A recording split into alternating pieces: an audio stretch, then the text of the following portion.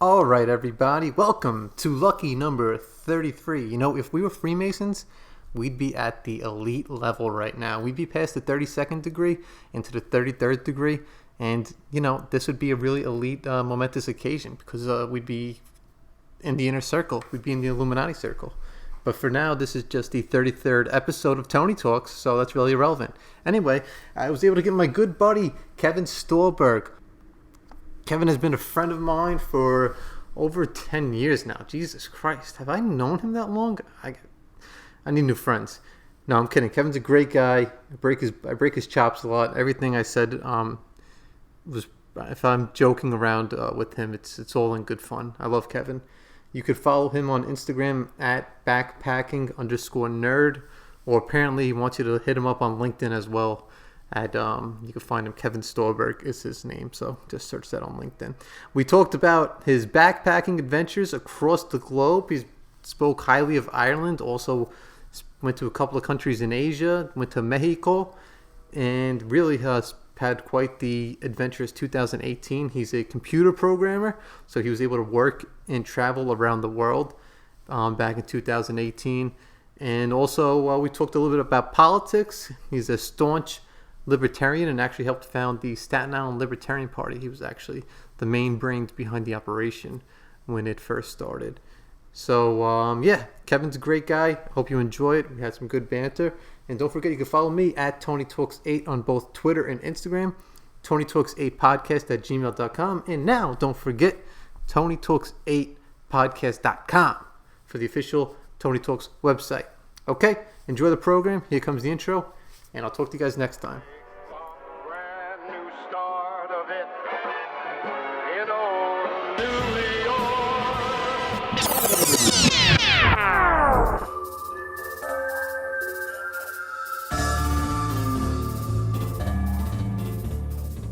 Just so I have something, I ordered a crossbow, and it arrives to my house. A couple of things. Got Daryl from The Walking Dead is on the podcast apparently.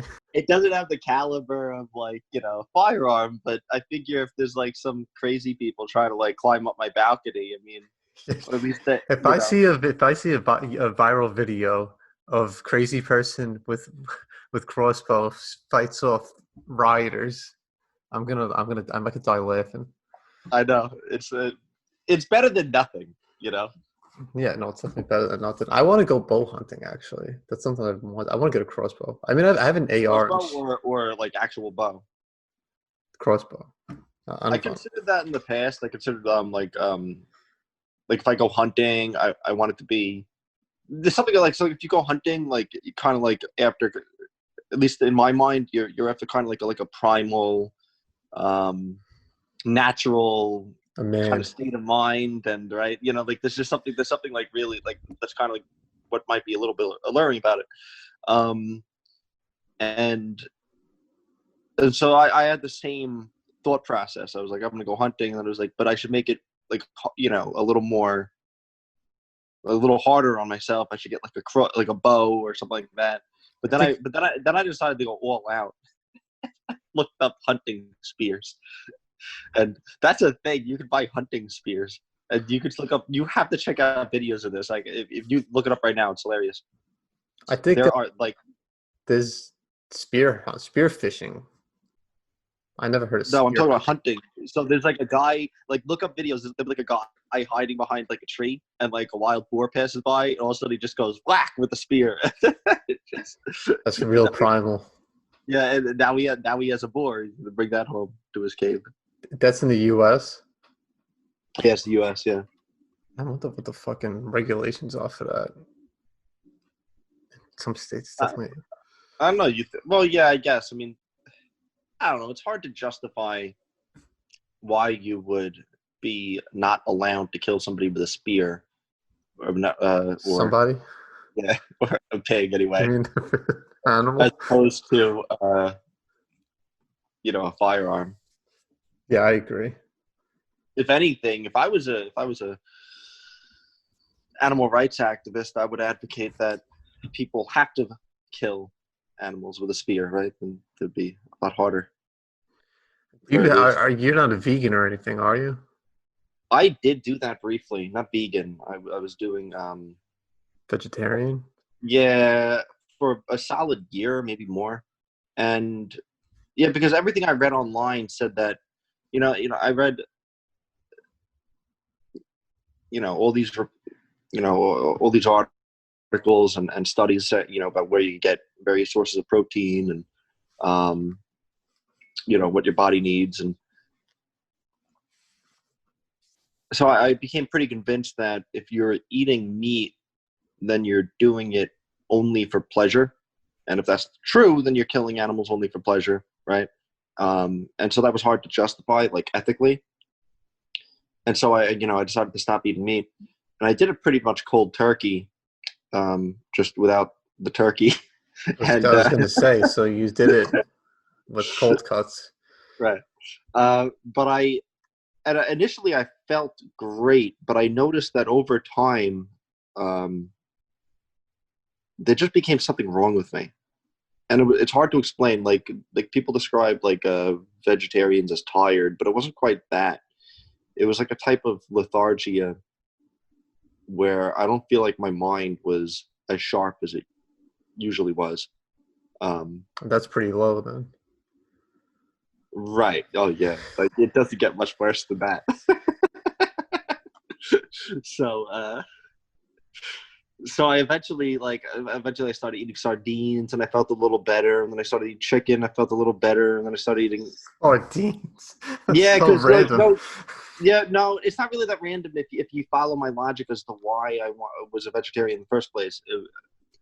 In fact, I never called myself a vegetarian. I called myself an insentientarian. So like I just wouldn't eat things with a brain. So like by my rules, I was allowed to eat clams and mussels. Okay. But then once I realized that there was something wrong with my brain, because like I wasn't like from not eating sufficient amount of protein or whatever, and it's not just protein itself, but like certain types of protein. There's like different types of amino acids. Then I started I just started eating like I guess smarter and smarter animals, like starting. Dolphins. Yes, right, yeah, so, right. It started with Chimps. sardines, then it went to chickens, then it went to cows, and then I was eating dolphins, and then you know, Right. That makes I, sense. I mean, I had yeah, I had a dolphin once, and I felt like I could read minds after it. right, You know. because you absorbed its power. Yes. But I no, yeah, I definitely feel like there was something wrong with me, and which is By interesting the way, because we're kidding. By the way, I've met we're some kidding. really Just to clarify, neither one of us has ever ate a dolphin. People suck I've, fucking yelling. I've had for what it's worth, I've had the fish that's called the dolphin. Really misleading, but I that threw me off. So we're just talking about your diet and if you were vegetarian or anything like that, and you were just talking about how you went from eating smarter and smarter animals because it helped you perform better. Right. So the thing is, I met some libertarian, like some like vegetarians that like seem like pretty sharp, and they didn't seem really impacted um by not eating meats or or any type of or even eggs. A lot of them are complete like just like weren't eating any type of animal. You Vegans. yeah, like vegan. So I don't. So I'm not sure exactly why I was reacting that way after some amount of time, and I think that it might just be kind of like down to the individual, right? So it's kind of like if you can have 100,000 people take a particular medication, right? And you know, 99.9% of them respond just fine, and it works the way it is, and some percent, maybe some percentage of them it won't work with, and then maybe like 1 in 100,000 people will just like start having seizures, you know. But the thing is, like, we all have the same human body, right? Like for the most part, like we're all humans, and we're all for the most part the same. But it seems that they're like that 1 in 100,000 people have some type of different body chemistry. Now, if that's the case, if you could give somebody, a medication, and that 1 in 100,000 people have a seizure, then it stands to reason, at least in my mind, that bodies might just respond differently to these different stimuli, including being a vegetarian. Some people might be able to pull off being a vegetarian. Their bodies process vegetables and other foods differently than, for example, mine. Whereas some people might actually need meat, and that might be totally dependent on where that individual, like where that individual's ancestors came from, for example, right? So like you have some people that are allergic to milk and some people that aren't, and the dominating correlating factor seems to be where that person's ancestors came from, right? So like if that person has ancestors that came from a part of the world that had domesticated cattle, 10,000 years ago, then that person is less likely to be allergic to milk or less likely to be lactose intolerant than somebody who came from a part of the world that, hadn't encountered domesticated cattle and pasteurized milk until just 500 years ago, for example. Right. I think that's what a big part of it is. There's no universal diet that can be applicable to everybody because everybody's body's different. There's so many factors in your genes and your fucking ancestors and all that good stuff. But I think there's probably general nutrition guidelines that can be applied to like the vast majority of us, as far as just to have a healthy lifestyle. Yeah, for the most part, I agree. I think that we could agree what's coming to light now is that just the standard American diet is sad in that it doesn't that doesn't seem to be the solution.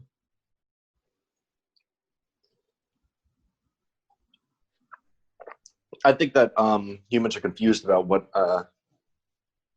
exactly is good for you and what is bad for you right now. I mean, there's some obvious ones, right? Like for the most part, we should probably avoid, consuming too much salt and too much sugar, right? I mean, there's definitely some obvious ones, but and the timeliness of when you could have absorbed those things. It's like sugar is like if you have a big workout, if you're gonna have sugar, it's best to have it right after your workout because it restores like your glycogen and helps your muscles rebuild. Like, you're saying after your workout, not after. Before? Yeah. Really, I would have thought before, because then you're just kind of powered through your workout and you're going to burn it off while your body is like, has it in its bloodstream. I think before it's better to have more complex carbs rather than simple carbs. But I don't know. I'm not a nutrition expert. This is just more stuff I overheard on Joe Rogan's podcast with the various people that he's had on. So why do you want to? So you went to San Jose. You used both on contracts. What does Cynthia do? And by the way, congratulations to Kevin, who just became a father recently. How does that feel? I don't really feel any different. But it is pretty crazy that now there's just this tiny little human that I'm responsible for. That's great, man. It's honestly, all right. There is one feeling that seems to crop up pretty frequently. It's not like awe, and like there's a lot of people that describe becoming a new dad where they're like, it's the most beautiful thing in the world and you'll never feel any, like it's the crazy, it's the most amazing feeling you'll ever have. And like I didn't get any of that. I don't know if they were just trying to be poetic in front of their wives. Maybe when you make the baby. But yeah, right. No, no, honestly, it's really, there's maybe it's just because of the time period we're living in, but it's pretty it can produce a lot of anxiety sometimes, right? So like I mean, I have this newborn infant, right? And I'm doing everything I can to protect it from like a pandemic, right? And and rioting in the streets, right? Like I don't want. I got really like I don't want. I mean, I guess the rioting isn't really like I said, didn't really impact us, but when it was happening initially, I was kind of like, wow, I really don't want that to come over here. But the pandemic is particularly concerning because Amelia, my daughter, she was born 3 weeks early, and we were kind of expecting that. But a baby that is born 3 weeks early, their lungs aren't fully developed, so we don't know how corona would impact her, and even leading up to her birth, right? I didn't know, I didn't want my wife to get, the coronavirus. When you are pregnant, you particularly, you're I'm pregnant. like that. I mean, you have this, this baby growing inside of you. It puts a lot of pressure on your lungs, and so pregnant women already have a great deal of trouble breathing, and so if my wife were to contract coronavirus, that would have been particularly rough on her. And then to top it off, if she got a fever, that affects neurological development. So there's just a lot of concerns there, and it's tough because I'm pretty sure that at some point everyone in my household is going to contract coronavirus, right? I don't think that we can avoid it forever. Like I'm not on this bandwagon where it's like let's all just hide inside, where and eventually it's going to go away. I don't think it's ever going to go away. I think it's going to be like just like the flu, where every year we have to kind of like there's going to be like coronavirus season and flu season. But I know that I don't want Amelia to get it when she is just 2 weeks old. It seems like a reasonable expectation as a father. Try to protect your new child who is not fully developed. So, but then that ends up right. So, but those two. But you don't want to get it at all. Let alone the desire 2 weeks. To make sure she doesn't, that she doesn't get it when she's young, and the knowledge that she will eventually get it, creates this tough situation where you're kind of like, all right, so what age do I want her to get it? That's really like that's literally like a decision I have to make, right? Like, is it 6 months? We're all just going to go out and be like, fuck it, Would you take if they came out with a vaccine? They said we could give you the vaccine. I wouldn't give it to my newborn. Has your newborn been vaccinated? Not yet. Yeah, actually, we were happy that we discovered a doctor that's willing to work with us on our schedule. So we wanted to vaccinate Amelia, right? Because I think that A, it's irresponsible not to do it, and B, in fact, it's kind of selfish, right? Because you're assuming everyone else is going to vaccinate, and then you're just going to, well, my child's safe because everyone else is vaccinated, right? So but also, I think that we do a lot of traveling, and so there is a fairly high, probably a higher probability that you contract something than the average, stay-at-home conspiracy theorist. But But the thing is, the way we want to go about it is differently. So we don't want to just start injecting her with vaccines the day she was born. In fact, we did a home birth, again, to avoid the pandemic. But I don't know if you knew this, but the day they are born, before they even leave the emergency room or the delivery room, they give them a vaccine, and it's for I forgot, hepatitis. Okay. First of all, where the hell is a baby going to get hepatitis? I don't. That's the thing. That's the thing about. I think I like because vaccines is something that's very controversial, and I go back and forth on it. I think the conservative in me, part of me, would say it's best to maybe space them out and not just inject a brand new child with a bunch of shit as soon as they're born. Right, and that's what we want to do. I don't know. So it's not necessary to do it as soon as they're born. I want, right? So you have a baby that's not even an hour old, and you're already shooting it. Give it some time to adjust, for Christ's sake. right? Like there's other things that needs to like learn to fight off. Like, there's other germs floating around the hospital and stuff. Give it some time. Let its immune system strengthen. Let its lungs strengthen. Let its brain start to develop a little bit. Give it some time to build up strength. Then start.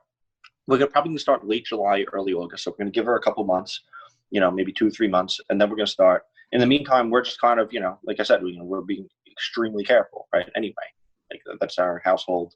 That's been our household motto for like 2 months now. And I mean, we've been careful even before the corona, just because we didn't want Cynthia to get sick and get a fever and impact fetal development. But but we also found a doctor that's willing to work with us on not just doing a little bit later, but also spacing them out. Like, so, for example, the MMR vaccine, Measles, mumps, rubella. Yeah. That's 3 in 1. And that, I don't like that. Again, like that's for like a 3-month-old, that just doesn't seem appropriate, right? I mean, you're firing up some type of immune response to multiple diseases, and to assume that, and it in most cases won't have a negative impact, but it seems to me like you're increasing the probability of having a negative impact. And it's easy to illustrate why pretty intuitively, because if anybody challenges that, I say, okay, well, let's say there's about 30 vaccines, or I'm not sure the exact number, maybe 20, like close to 20 vaccines that a child's supposed to get over some amount of time. If giving a child more than one in a single shot or in a single day is fine, why not do all 20 at once? Let's do all 20 right now. Boom. Save so much time, right? Why go back to why go back to the doctor like, a whole bunch of times? Let's just do all 20 right now. Of course you're gonna say no to that, because it's fucking nuts. So like, what if it's a bunch of shit? That's a bunch of shit in your body. Right? Yeah. If it's right, a bunch of diseases, right? Technically, right? So if it's fucking nuts to do it with 20, where does it start to become fucking nuts, right? Like there's a gray area, right? So why not just go all the way down to just doing one at a time? If you could just intuitively realize, if you say, let's do 20 at once, that it's a weird thing to do. So why do any more than one at a time? I agree. I agree with the 100%. So we found a doctor we thought that we were going to actually have some trouble finding a doctor that would be willing to do that, but it was easy, actually. Why most doctors are like, no, we inject all. I don't know. Here's measles, here's mumps, here's this, here's that. Yeah. Free diseases. Ding, ding, ding. No, yeah, I don't know. I mean, we just thought that maybe it would have been like special orders for individual shots, and that, it would have been maybe extra work on their part. I don't know. We didn't know. I didn't know what to expect. Maybe they just had like bulk shipments of the MMR vaccine, for example. But the doctor that we went to said that's a common request, at least in around here. Yeah, which makes sense. I mean, I'm sure that people are becoming more attuned to that shit. Doctors, right. Doctors especially. And we'll prioritize ones that make sense to prioritize. So like hepatitis doesn't need to be the first shot. That doesn't make any sense to be the first shot. That could be the last shot, right? The first one should probably be measles or something like that. I mean, according to the World Health Organization, 90, like a little over 90. I hate the World Health Organization. I know you do. You went on a whole rant about it, but they don't. But like they're the worst. I have no. This is fake news you're talking about, as far as I'm concerned. Sometimes what they say is probably going to be politicized, but I, like you have to get, a lot of the time what they're going to be saying is probably a reliable factoid, and like for them to say 90% of people who don't get vaccinated for measles will contract it, and 3% of the people who get vaccinated will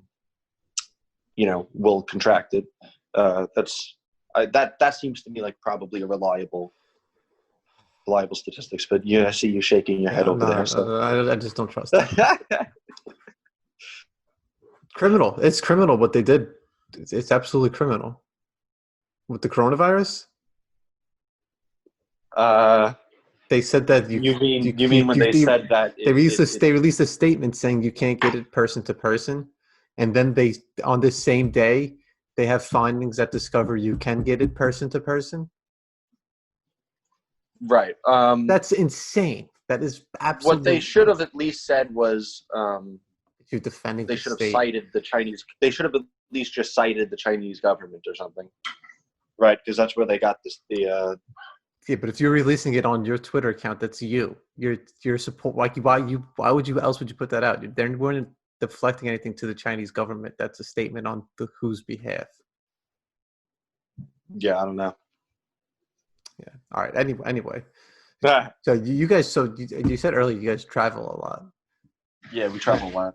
And I know a few years ago, you kind of went around to like New Jersey, um, Maryland and stuff. Right, yeah. I was all over the, Yeah, the you East went Coast. all over the world. You went all over the world, pretty much. Fair to say. Right. How was that? Yeah, I mean, Walk me through actually, that trip. Walk us through that trip. what was that? Walk me You through. through it, you said? Yeah, walk me through. Spent about, I mean, these might be off by a few days or to a week, but it was like 5 to 6 weeks in Mexico. Then I flew back to New York for like 3 days. Then I flew to Thailand for about 4 weeks. Then I was in Hong Kong for 2 weeks. Then I was in Korea for 2 months, South Korea. Americans die if they go to North Korea. I think it could have been a safe assumption. I was in France for 3 months. I was in Morocco for I think 6 weeks. I was in. Then I went to Ireland for about 5 weeks. Then I went to Canada for about 4 weeks, and then I flew back to New York. What was your favorite place? Out of that trip, like that, like for that year, Ireland blew me the fuck away. Honestly, it just blew me away, dude. I can't wait to go back.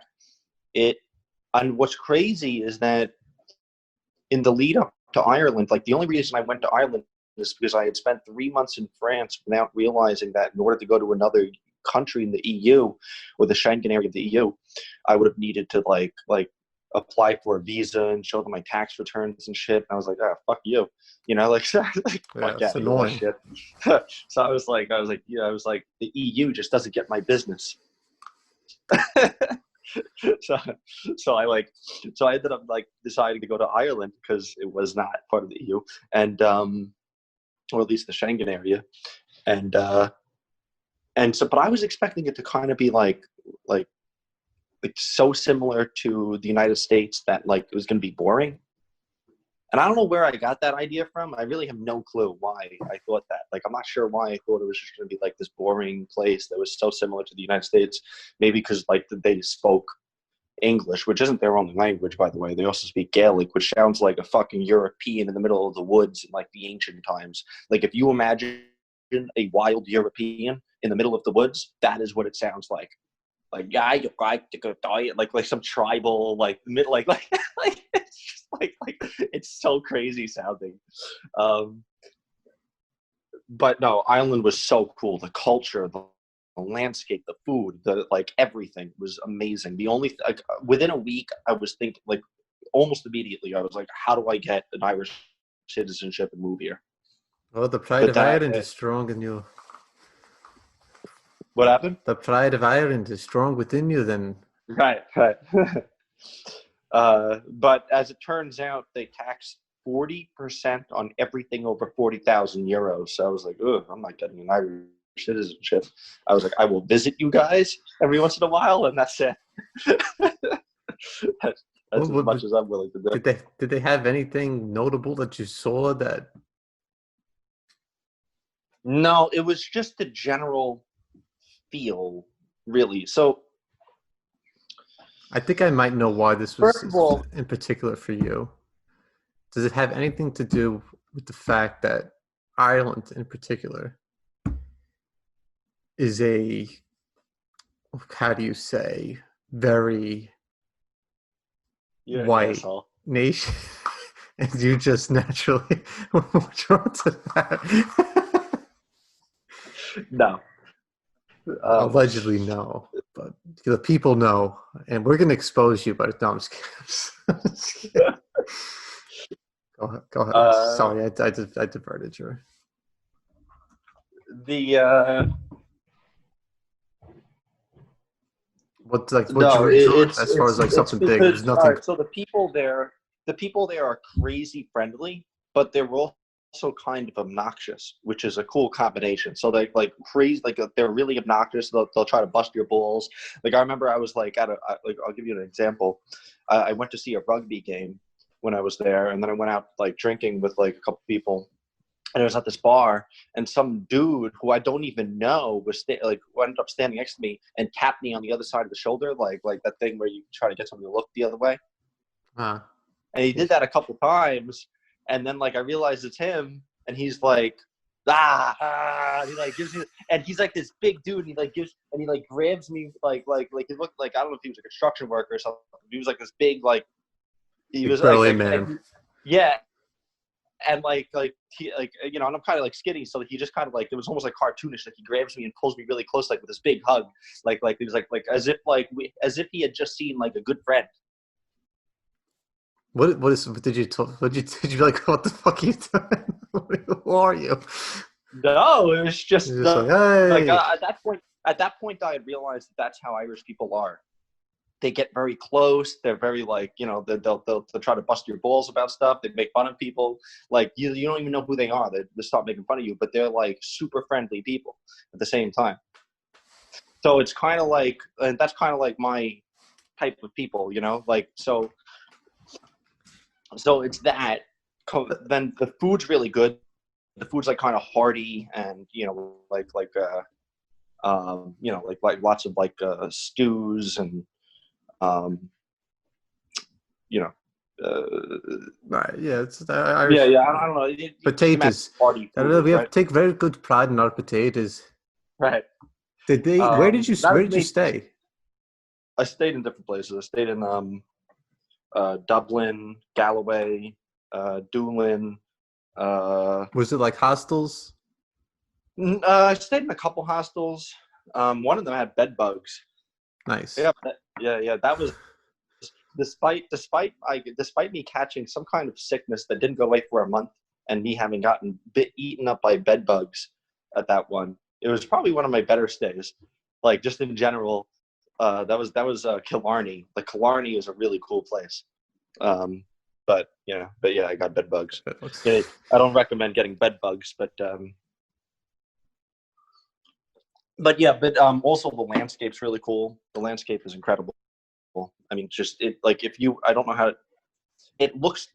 It looks like you are walking around as a as a first person in a um like a fantasy video game. Like you ever play Skyrim? no. Okay, well I don't know. It just it looks like it just doesn't even make any sense. How amazing! Like the landscape is just It does out seem of this like world. that does seem like something that I could see Ireland having like very rolling green. Rolling, unbelievably green with like I think the landscape used to be really rocky, but they like I guess over the centuries took all the stones and they piled them up into like fences, so it's like these square grids like along the rolling hills, and then inside the square box grids there's like these cows, but they're like weirdly hairy cows. It's like it's just so and then and then there's like these mountains that kind of pop up here and there, but they're like snow capped on the top. It's really fucking amazing. It's just so crazy. And then like these sheer cliffs that just drop off like it's and then the whole landscape's dotted with these little tiny castles, little tower houses. Like it's really fucking amazing. It really is. Just to look at. Like just when I was just walking around out in the middle of the Irish countryside, like it just blew me away. Yeah, that sounds like something that would be interesting to experience. And here's something cool too: the amount of music that's there. They have like a surplus of musicians. It's amazing. Like I don't know how they have so many musicians. It's not an over exaggeration to say, and this isn't an over exaggeration. I'm not lying when I like. I'm not even trying to like. I have to really emphasize this. Every bar, has live music every night, and it's good. It's good music. Like, it's not even How's their like a rich economy? rare band.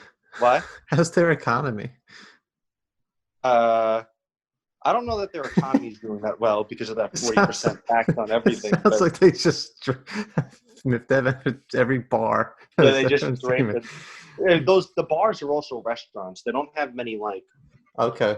straight up bars. It's like people go there, they eat, and they listen to live music, and they have like a few Guinnesses or whatever. And then it's also true to say that basically every bar or restaurant has like a fireplace. It sounds like a very cultural area. Like as Right. far as It's like place that appreciated their past culture and whatever. yeah, and then they have the Irish dance, like the music where they like the step music, and like out of nowhere there'll be people like like they all start singing. Like it's just so crazy. It's like I've never seen anything like it. They'll all just like the whole bar will start singing sometimes. They're all singing like together, like strangers. Cynthia was with you in Ireland? Yeah, she came for 10 days. Okay, very nice. Um, I was alone for a lot of this. okay, that's what it sounds. It sounds like she came when she can and Yeah. whatever. Yeah, she visited me when I was in Mexico. She visited me when I was in Where were you in Mexico? mostly Mexico City. But I also went to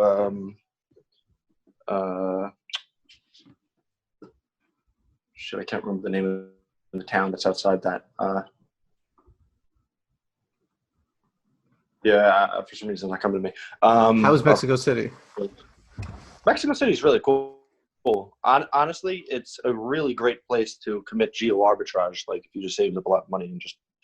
So that's another thing, and so like a lot of people ask me you asked me which one I liked the most. So that was kind of easier. I said Ireland, but some people say which is the best or something like that, and that's a weirder question because they're kind of dependent on more factors than which one do you like, right? Like if you were to say which one do you prefer to visit, or if money wasn't an issue, then it's Ireland, right? But if you're saying which one would you prefer to live in, it would be Mexico out of all the places that I went in 2018. And the reason why is just because of the value received per dollar spent. I mean, you can live like you are living in the wealthiest parts of Manhattan for like Staten Island prices. Still not that cheap. That's pretty freaking cheap, and you can live right. Well, I mean, Oh, I see what you're saying. Okay.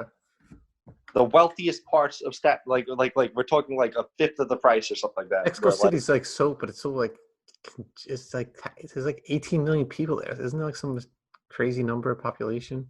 Yeah, well, it's so Mexico, Mexico City metropolitan area is about 18 to 20 million. There seems to be when I look at cities, I generally look at the metropolitan area because it's a little bit more organic, or like the combined statistical area, and that you usually, for some reason, I'm not sure why, but humans seem to like start to plateau at around 20 million. It's very rare cities hit like metropolitan areas seem to grow past that. I'm not sure why. But I mean, the metropolitan area of New York is the same. It's 20 million. The Bay Area is 20 million. It's congested. All those areas are kind of congested, though. Right. The Los Angeles metropolitan area is 20 million, I think. There's so much traffic.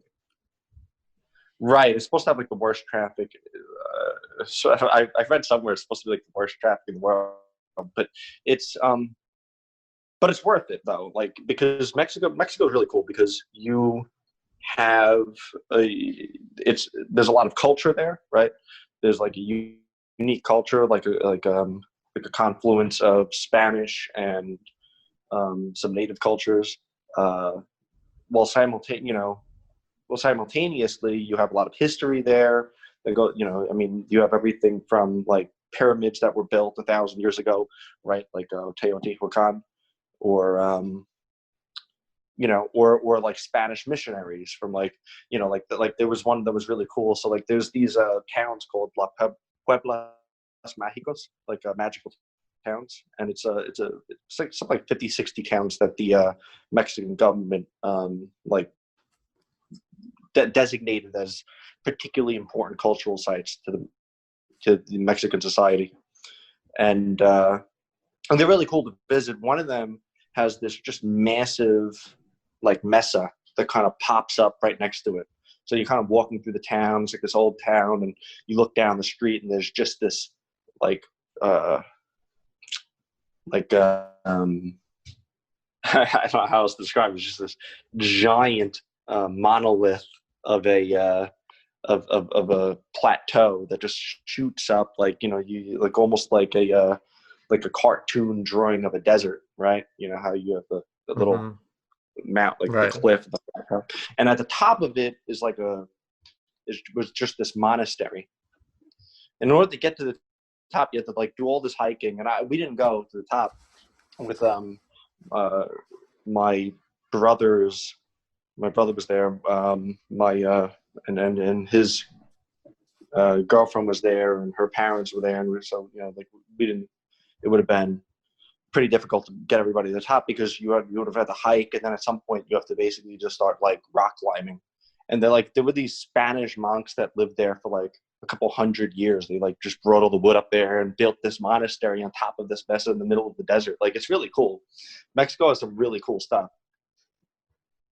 You mentioned hiking. I want to talk to you a little bit about this because you've done like a fair amount of backpacking. Right. That was after 2018 or before? When did you start getting into that shit? I started getting into that years ago. It's actually kind of interesting. I don't know, probably about 10 years ago. We had my family and I had this idea that we were going to hike Half Dome on like this annual guys trip. Like my father and my brothers and a family friend Chris. Do you know what Half Dome is, right? It's like in Yosemite, right? So we had this idea that we're going to hike Half Dome, but we should practice first. And so we went up to the Catskills to do some hiking. But the thing is, when I got there, it was just like, I don't know. I just realized that it was just going to be my new hobby. I mean, it felt awesome. I was be hiking around in the mountains, and I thought it was interesting. My sinuses cleared up. Like I always had like bad allergies. They immediately went away. So I just started getting into it on my own. And we ended up hiking Half Dome, and that was a really cool experience. But like I couldn't seem to get them to continue doing it with me. So and I knew that I wanted to start, doing more and more intense mountains and sleeping out there. So I ended up buying a whole bunch of equipment, not just for myself, but for like a second person that I could bring along. And then, I don't know, just over time, it just kind of snowballs, right? So like you go on a hike, and then and you're like, oh, that wasn't that bad, and then and then you go on another one, it's a little bit longer, and then finally and then eventually they're so long where you're like hiking out with flashlights in the middle of the night, right?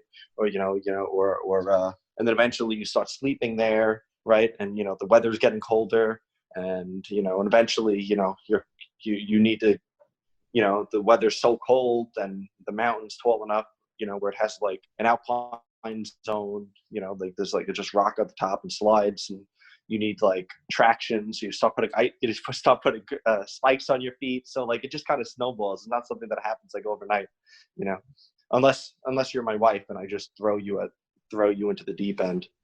And so she had never done anything like that, and I just brought her out. Her first backpacking trip with me was climbing up a trap dike on Mount Colden, which was pretty crazy. And actually, that was a pretty Where wild is that? experience. That's the Adirondacks. It's like it was Maine. Yeah, and we actually had to race a thunderstorm that was coming in. We got halfway up and we realized that there was like going to be like a rainstorm, and we were like, and I was just like, this is not going to be like, we're going to be in deep shit if this rain starts pouring. So like, you know what a trap dike is? What is it? Do you know what a trap dike is? So it's No. where the water runs out. it's Assume where I the don't know water kind of anything like because runs. there's people that are listening that might not know. So Right. just assume I don't know nothing. So a trap dike is where the water runs out of the mountain. So there's like a series of waterfalls and streams and stuff like that. And we kind of like, like there's no path or anything. Like kind of like went around this lake and just kind of climbed the mountain to that. It's like I don't know, it wasn't super tall, the mountain, it was 5,000 feet or something like that. But we got there, we got to the camp kind of late. We set up camp, and then we hiked up that. We got there just as we got to the top just as the sun was setting, and then the thunderstorm happened. And then we kind of like ran down the mountain during the thunderstorm and got back to camp, and it just crashed, like with like torrential downpour going on around us.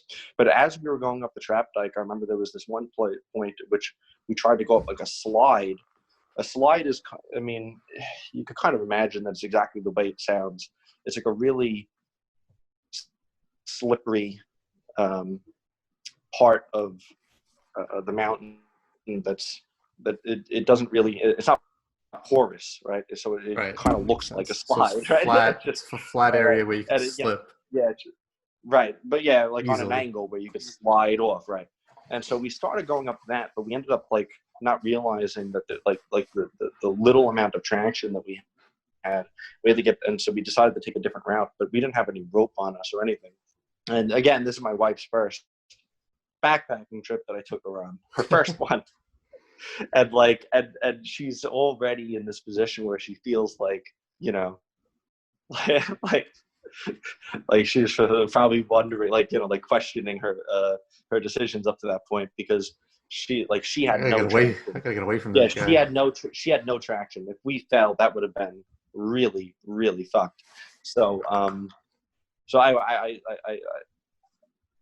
I help her get to like this little ledge kind of, but we're sitting there, and I'm like, oh, well, we got to get down, but we didn't really have the traction to get down, and we didn't have the the equipment either. It's not like we had rope or anything.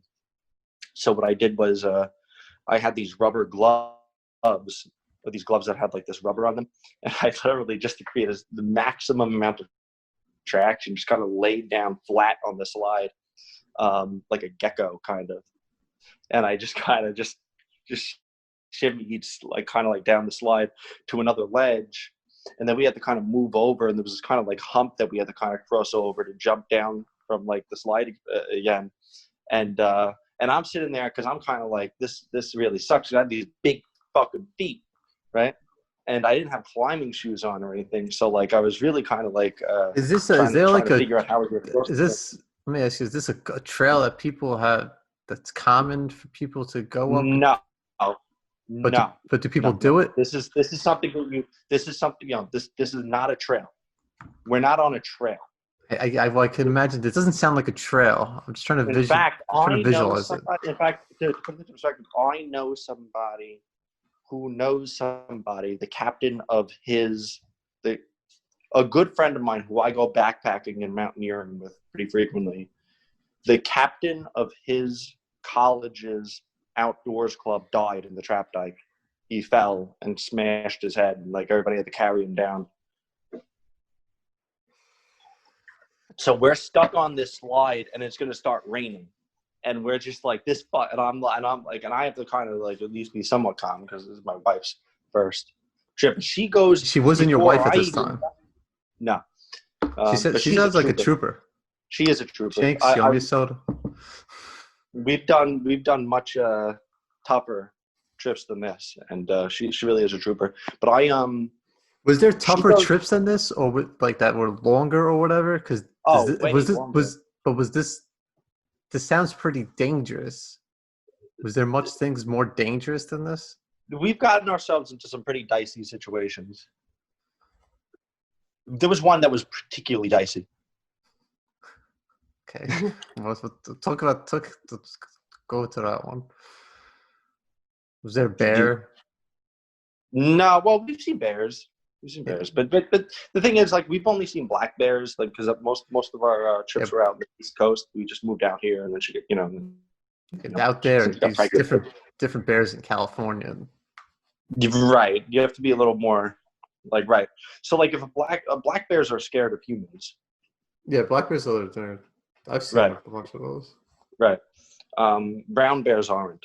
Right. So like brown bears, you don't want to. See, at all. Yeah. Right. I only seen black bears. I have never seen a brown bear either. I did see when I was hiking in Yosemite back in September, and I saw some kind. I don't think it was a mountain lion. I think it was a cougar. Well, that's scary. Yeah. Well, I don't think. I mean, like I'm big enough for me to not have to worry. But I was with my stepson Anthony. He's small enough to be prey. So whenever I think there's like predators around, I'm like, Anthony, here. But they'll fuck you up. A cougar? You're not taking on a cougar anyway. No, no. I said. Well, But wait, some, not cougar, bobcat. I'm sorry. A mountain lion and a cougar are the same thing. okay, I think it's yeah. So Yeah. bobcats, but Yeah, they're mountain. still they'll Yeah, bobcat. Bobcat's like a kind of like a big to medium-sized dog. Maybe like a golden retriever. yeah, It's like kind of like with a bigger thing. but with cat Right, with cat ferocity. dog. No, right. I understand. I don't want to fight a bobcat, but I think I can win if I had to because I do have. You'll I still am a get lot bigger than. you'll still get Oh no, fucked yeah, I'm up. gonna go to the hospital. It's a fight that's gonna result in me bleeding. That's for sure. But the Yeah. thing is, I don't think Anthony could even take a bobcat though. Like I think Anthony would just get eaten. So that's why I have to keep him close. But in fact, it was just a couple months ago. We went on a hike and we watched the sunset at the beach. We were I think 4 miles into the woods or whatever, and we watched the sunset from like a cliff. And then we had to hike back, and we have like headlamps. So we're hiking back in the dark. It was like me, my pregnant wife, and Anthony. Look, yeah, I'm She's a telling you, she's a trooper. trooper. She wanted to. She's a Yeah, trooper. she God wanted bless to. her. No, she insisted. No, she'll get really she starts to become. Look, you don't. I'd rather have to fight off a bobcat in the dark than deal with my wife if she hasn't left the house for a week. Like she becomes really, really, really, really, really upset. So we're hiking back, and Anthony's kind of like running ahead and then coming back to us, running ahead and coming back to us, his usual thing, probably what most kids do. And but we're hiking, and we're like halfway back, and I look up ahead, and there's these two eyes on the trail, staring down the trail, and it's like Anthony's like halfway between me and these two eyes, and I'm just like, oh shit, Yeah. like Anthony, come here, because I realized right yeah. away that this thing is gonna be able to get to Anthony before I could get to Anthony. Too. I'm still not sure what it is because it ended up running off. Like as I started jogging up ahead, it ran off. But I think it was just a very big fox. Oh. That'd be nice. Yeah, fox, whatever. Yeah, I don't think Fuck that though. You don't know. You don't. I mean, it'd be. No, it was in the dark. It was in the dark. I barely got. It was hard to get a good. It was I knew it had like 4 legs and I knew it was some type of predator, but I don't know. So it was a quadruped. It was a quadruped, exactly. Which is one of my favorite terms.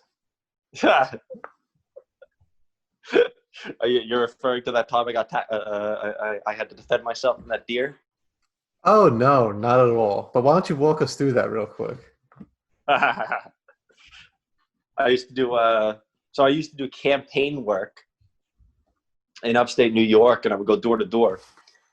And a lot of these streets were they weren't well lit, and they were kind of like in the middle of nowhere, lots of forests, and it was like 9:00 at night, and there was supposed to be a van that would come to pick me up, but I was crossing between these two little bundles of houses, and I was walking basically through the woods, on this winding road. And as I'm walking, it's pitch black.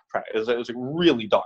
I mean, the only light I have is from the moon, and I hear some crackling in the woods behind me, and I look, and just as I look, I see this quadruped go running. Deer. A fucking deer. No, wait, but I didn't. Here's the thing: I didn't know it was a deer yet. So I see this thing go bolting across the street, and it's like, Quadruped. Who right. describes a four-legged animal? But the thing is, the way it was moving, the And way then you it like said, moved hold before. on, but this is my favorite description that you said when you told this story. You said, I couldn't run because a biped can't outrun a quadruped. I don't remember saying that, but it That's what sounds you like something I used. would say. I'm like, okay, so a human can't run faster than a deer? No, well, look, we're not the only bipeds. Like, I don't think that a I know, kangaroo. but you were talking I don't think about a yourself. You were kangaroo. talking I about don't think. yourself. I don't look. No, you're missing the point. The point is, I didn't know what type of quadruped it is. That's really important. What other? So, What else would you be running into over there? I thought it was a dog off the leash. You understand? Like, I thought there was somehow like a dog that got out of a gun. And look, when I was really young, I got attacked by like a Rottweiler. So like maybe I'm particularly fearful of dogs off leashes. But like I thought there was this dog that was off that somehow escaped the yard and it went running across the street and it was like fucking hunting me. I thought this thing was hunting me, Did you ever see The Sandlot? and I knew I couldn't run because a biped can't outrun a quadruped. And I couldn't climb any trees because there just wasn't anything to climb. So immediately I realized, all right, so flight is not an option. Like I have to fight. That's right. They're the Like, flight or fight thing. Yeah. and it's similar to like our discussion about the bobcat. Like I think I could win, right? But any fight with a dog is going to be a bloody fight, right? Like that fight's going to suck, right? Like that's not a fight you want to get into. So like, because here's where it got crazy. This is where I act like at first when I ran across the street, I was like, "Is that a dog?" But then it turned and it started going right at me, and it was really fucking close. Like so, like this thing that I haven't properly identified is running right at me in the dark, and there's no one around, and there's no cell phone signal, and there's nowhere to climb or hide. What did you have with you? I had a pen and I had a clipboard. Okay, so what did you do? I got down really low. Like first of all, my adrenaline just started ripping. Like I had so much adrenaline pumping into me because I thought I was about to fight to the death. Like I really thought I was fighting to the death against something with fangs. All right. So I get down really, really low to like make my target a little bit, like make my target smaller so that's easy. It's easier to predict where it's going to bite, right? Where it's going to strike. I wanted to like have a more predictable target. Yes. And I put my clipboard out in front of me, kind of like a horizontal to the floor, but wider, like the wider part. So I just tried to create as much defense as possible. So it's like a shield. And I pulled my pen out, and this all happened so fast. I don't even know how I came up with this whole plan. I had this whole plan, like in like the visuals and everything, so fast because I was like when you get like the adrenaline rush, you become like it's like having like a spidey sense.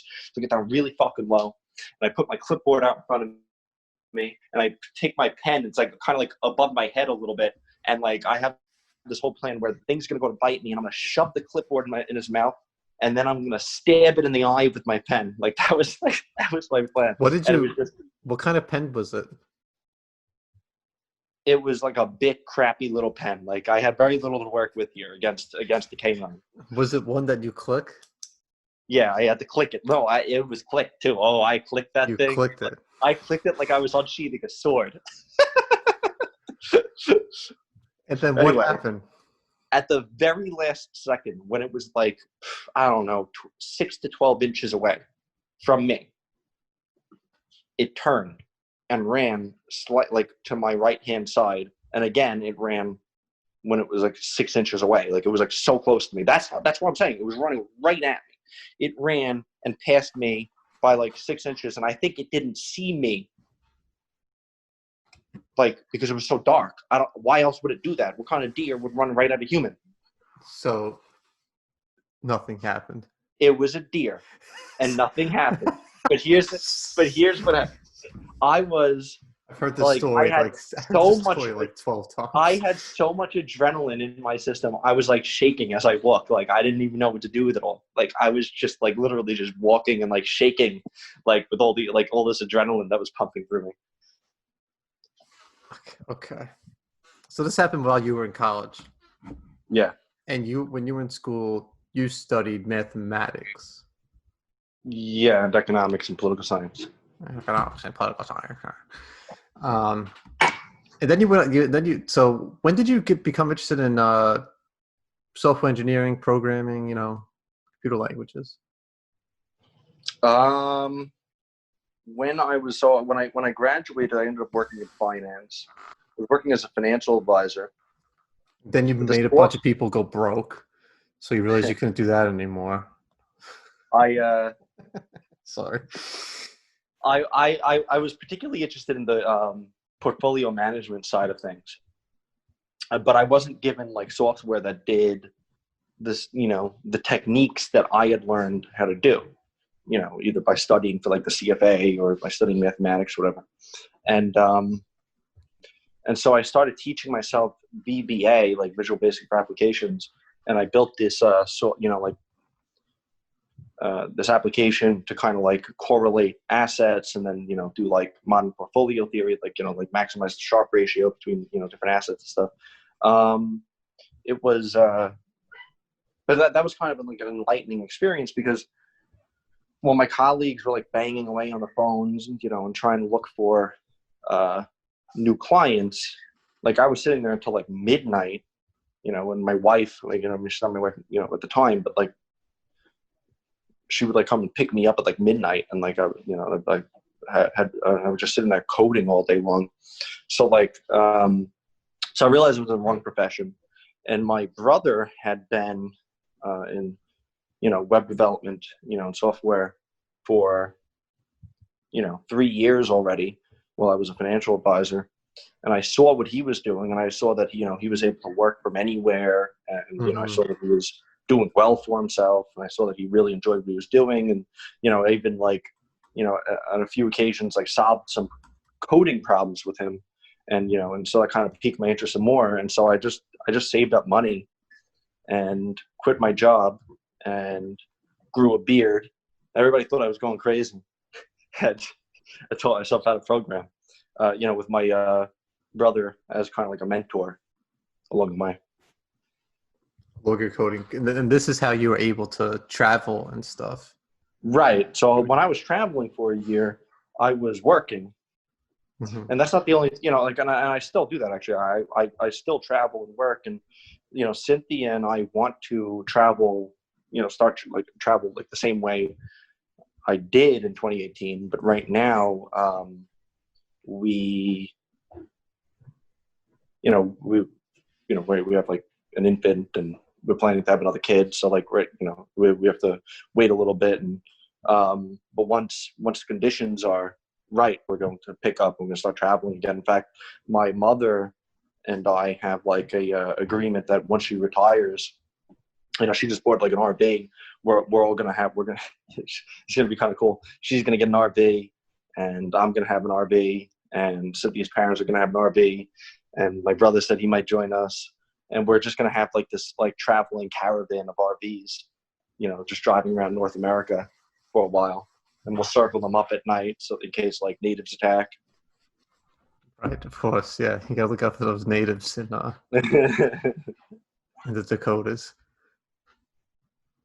Um, that's pretty dope. Did you go anywhere last year or anything? I mean, I flew down to Florida for a week. Then I was in Mexico for a week. I went to the west coast of Mexico. Then we did a road trip from the Grand Canyon to LA. Then we flew out to Portugal. We spent about 2 weeks in Portugal, and then a week in Spain. And then we did a road trip across the country. Oh, and Pretty dope. I was also in New Orleans for a week as well. Oh, that's pretty dope. Yeah, New Orleans is pretty cool. Yeah, New Orleans is cool. Um, I wanted to. So we were talking about what time when you were in school earlier, and you ended up putting together at the time the Libertarian Party of Staten Island. Yeah, that was fun. That was fun. When did like how did you, when did you first like realize that you were like a libertarian, and like what prompted you to start that I realized I was a group? libertarian because I was debating with my family on everything. And they were all socialists. Yeah, they were all a bunch of socialists there. I knew Um, it. No, no good. Those Stolbergs. Just no, kidding. Just kidding. I just couldn't. I don't. Um, there seems to be a propensity for families to raise their kids to be a particular, political party, almost the same way that like families raise their kids to be like a particular religion. Um, It's interesting. and what I kept debating my family on these issues like guns rights and and the merit of taxes and stuff. Like I just couldn't. And I finally dawned on me, like I was like, I don't think I'm a Democrat. Like I can't, like, you know what I mean? Like almost like somebody like who's like, I don't think I'm How did that happen though? If your whole family was influencing you most of your life, how did you create those alternate? I don't know. I'm not sure where Just they because came you're a from. contrarian by nature and you just like want to argue with people, that's so you became a libertarian by accident then. I think you I just want think to argue with them. my brother has tried to say that that I was just trying to be a contrarian. I think it was I mean it's really an ad hominem attack as a way to like kind of like uh, To discredit minute, your argument. yeah, to discredit the argument that I'm making. But like yeah, that's uh, because like I'm the only one in the car. But I'm also just the only one in the car with like a very different viewpoint here. I don't. I'm not sure where it came from. I really don't. Uh, I've thought about that in the past. I'm not sure. I don't know if it's just because I have been particular. I suspect it might be partially because I'm particularly interested in history, Mm-hmm. and I think that studying history might give somebody like a slightly different viewpoint. I'm not sure. I really don't. Um, but one thing led to another, and I realized that I just disagreed with them on so many issues. So I looked into it. I finally was like, what am I then if I'm not a Democrat? So I looked at the Democratic platform. I was like, yeah, I'm definitely not a Democrat. I mean, I disagree with like A at lot. least half of these. Yeah. And then I went to the Republicans and I looked at their platform. I was like, I'm not this either. I'm like, like, so like, and then I was like, and then I really didn't know that much about it. So like, so I went to everyone. I was like, working families, Green Party, right? Conservatives. I was like, none of these are really hitting it. And then I discovered, I think I don't remember how it happened. I think I may have looked up a list of political parties or something like that. And I found Libertarian and I went to that and I looked at their platform. I was like, I agree with like 80-90% of these. I was like, this is a pretty good match, and so then I messaged the chairman or whatever. I wrote to them. I just said, hey, how come there's nothing on Staten Island? And they were like, there's something in Manhattan, but I think there are some people that were like trying to start something on Staten Island. So then they connected me to Richard Beer, right? Shout out to Rich. And then we met. I'm gonna send him this. I'm gonna send him this. Right. And then right. And then we had our first meeting, right? It was like, right. It was Just me, you, Rich, Brian DeMarzo. Brian, you, and me. Yeah. I forgot how I found out about it. I think Murphy probably was friends with you and he told me about it. Right. I think so. Yeah. And then all of a sudden we're running for state assembly. Yeah. So, and your brother's giving a compelling speech on a paint can. Milk crate. Oh my God, that was great. That was honestly one of the funnest summers of my life, and all we did was get up at 5 a.m. and get signatures. Yeah, no. It was Yes. fun. It was a Yeah, fun no, time. it was. I don't want to go into that though. Really? Yeah, I'm good. I'm good right now. We can come. We'll do another episode. We'll have an We'll episode with do me, another you. episode We'll on have corruption of the system. me, you, and my brother. We'll do a joint one. That'd be good. Yeah, we get rich in too. Yeah, that'd be fun.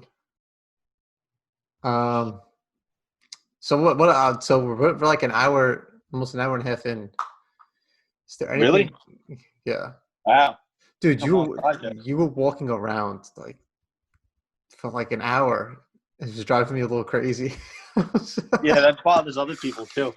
What do you? I don't know why. I didn't want to. I didn't want to say anything because I figured it was helping you flow or something. So it's just like, Yeah. is there anything that you want to talk about that we haven't touched base on yet?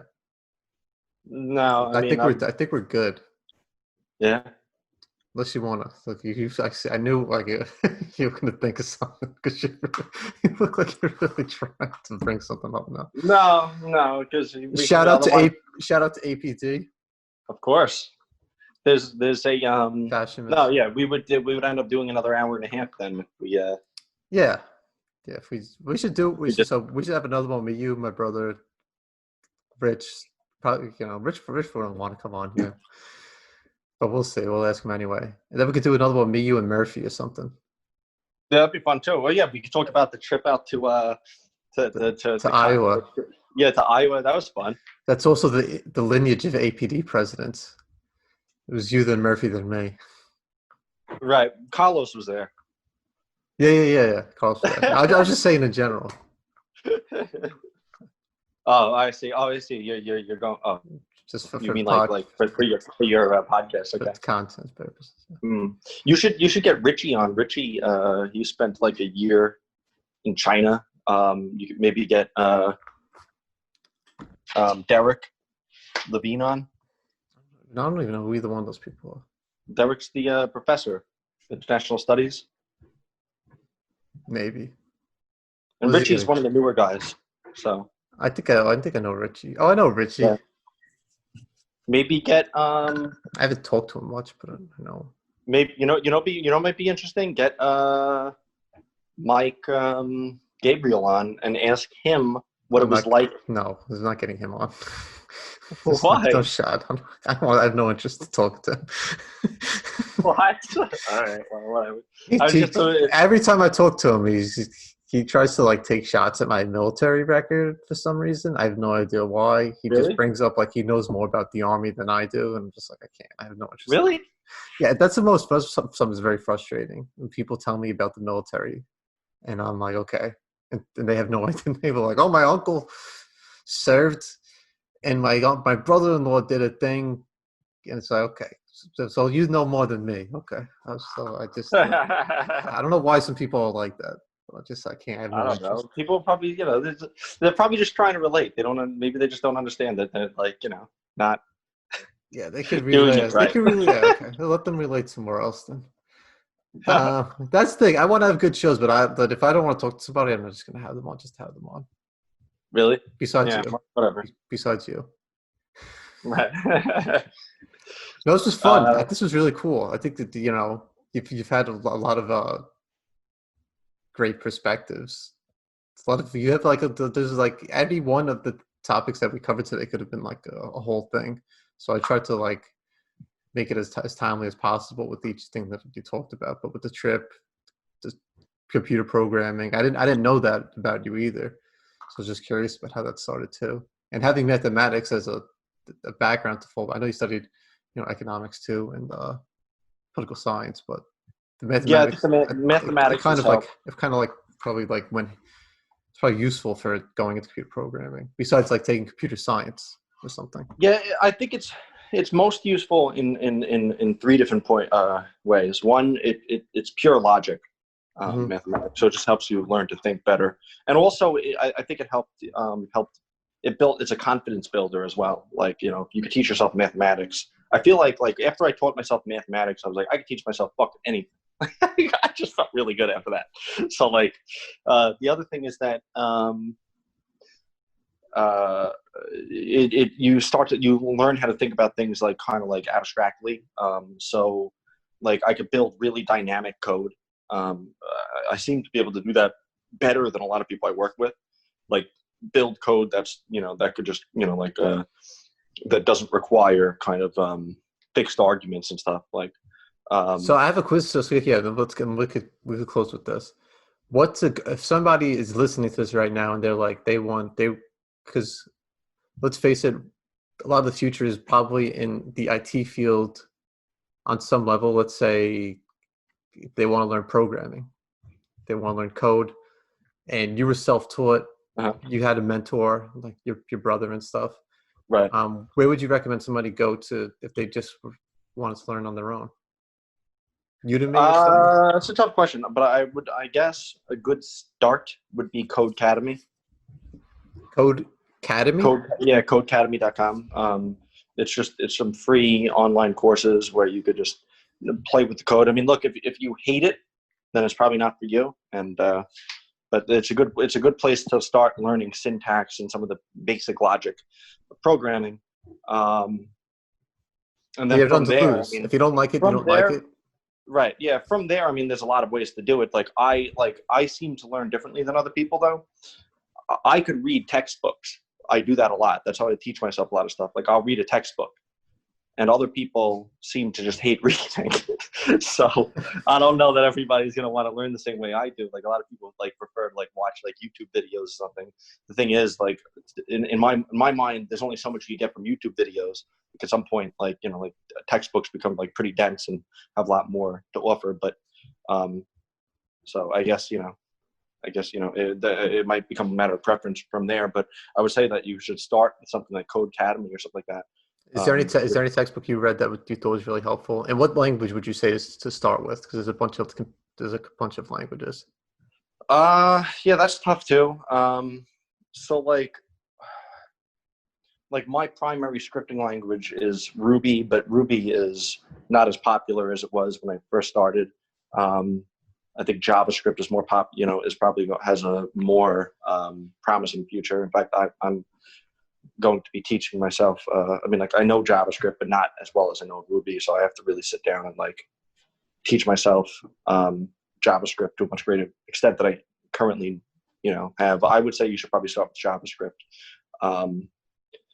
because I think there's a lot more utility there to somebody who's just entering the field. But I think it's also worth noting, and anybody who wants to enter web development, it's not the kind of career where you can stagnate and it's like, oh, I learned what I learned and now I learned it, and I'm done, right? You gotta keep. It's not like You that. gotta. It's like going to the gym. You gotta keep getting your reps Yeah, in. you have to keep going. Right? You got to do your reps. Seriously, you It's my have bro to audience. stay abreast of changes in the field and continue to learn new languages and frameworks and libraries and techniques and technologies as they come about. Otherwise, you're just going to be outpaced. And there could be somebody who's just entering, the field, whatever, like a year or two ago, and you've been doing it for like 6-7 years, but they know the stuff that you don't know, and they're going, and they actually have a much more marketable set of skills. So like it's not for everybody. A lot of people seem to have this idea in their head where they have their career, they're going to do that for some number of years, and almost like it's like the factory mindset, right? They're going to work at the factory. They don't have to like teach themselves anything else, and right, they don't have to switch careers. In a sense, if you're constantly learning new things and you have to constantly teach yourself new skills and technologies, you're kind of switching careers in an abstract sense. Okay, I see. Right. So, and if you don't have that type of attitude where you're ready to adapt, then it's really not you. Perfect. So, if you want to give it a shot, Code Academy, good place to start. Kevin, if people want to get in touch with you, if they say this guy was really neato, Do you want to put your social media or anything on out there, or? Sure. You could put my. Fucking good. I hate you. I'm trying to decide. That you really sprung that one on me. You're going on a podcast. You listen to every episode, so I figured you knew I would come up at some point. Really? I don't remember you asking anybody that. I must have turned it off at once I guess to like. You probably finished, Yeah. It's always at the end. Maybe. Yeah. I guess my LinkedIn. Your LinkedIn. Who the fuck? I don't know. Person. Why do you even have random people just contacting I'm me? I'm not even connected with you on LinkedIn. Is it just it's Kevin Storberg? Yeah. All right, that's fine. I'm gonna add you too. You really want random people contacting you on Facebook? No, I mean Look, like you have millions Instagram of people listening to your podcast. Don't you, millions of people. Soon I'll be on that road. I'll be getting that Rogan deal. What about your Instagram? You don't put Instagram out there? All right, that's fine. Instagram's fine. Backpacking nerd? Yeah, backpacking_nerd. Okay. All right, perfect. Thanks a lot, buddy. Hope everybody got something out of this. Hope so. It was fun. We'll do it again. It was.